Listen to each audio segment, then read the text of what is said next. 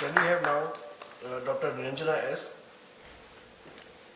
She will be speaking on post-thyroid retinitis, an aggressive form of epidemic retinitis.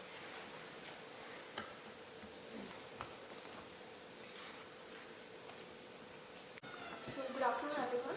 I am going to present a case of post-typhoid retinitis, an aggressive form of epidemic retinitis. Slides are not moving. So typhoid fever or enteric fever is a systemic disease which is characterized by fever and abdominal pain caused due to salmonella typhi or paratyphi. It's transmitted by food or water due to fecal contamination by ill or asymptomatic chronic carriers. Ocular manifestations of typhoid fever are rare and include lydedema, retinitis, conjunctival petechiae, corneal ulcer, uveitis, vitreous hemorrhage, retinal hemorrhage and detachment, stellate maculopathy, optic neuritis, orbital abscess.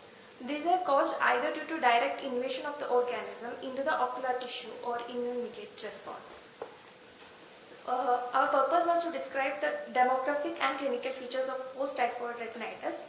It was a prospective observational study. Detailed history of typhoid fever followed by a complete ocular examination was done with relevant blood investigation. Standard treatment with oral doxycycline 100 mg twice daily for 5 days followed by oral steroids in tapering doses based on physician's advice.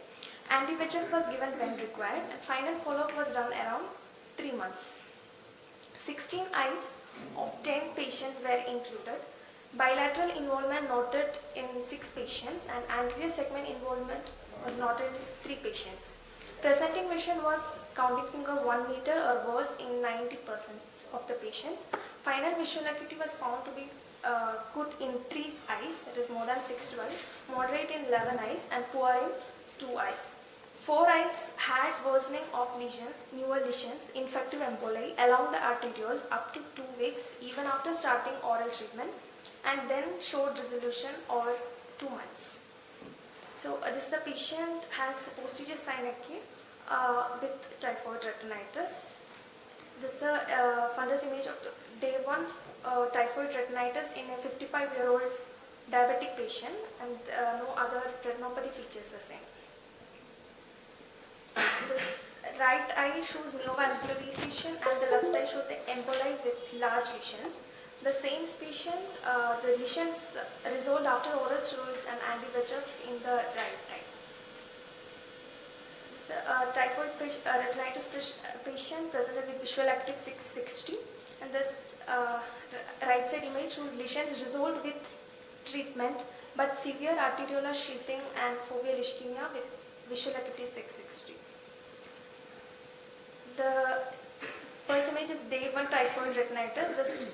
In 2 weeks the lesions worsened and the same patient developed full thickness macular hole with ischemic macula after 2 months.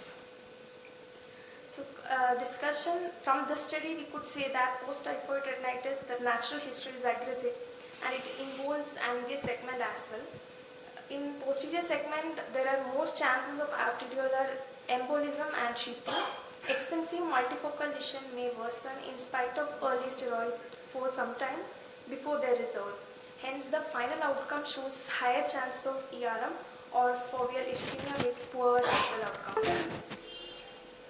So in conclusion, the post-typhoid retinitis tend to follow an aggressive with possibility of worse visual outcome. The study highlights the need for a high index suspicion and early institution of appropriate therapy by an ophthalmologist. So my references, thank you. Was it related to the severity of typhoid by doing Vidal? That Yes, who sir. got the wasn't mentioned? Okay. Yes, sir.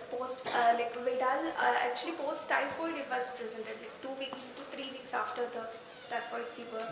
Did it matter? What was the length of the typhoid each of the patients had? No. Not sure. So do you think this is direct infection or it is an immune-related complication? Both, sir, actually direct invasion and immune mediated.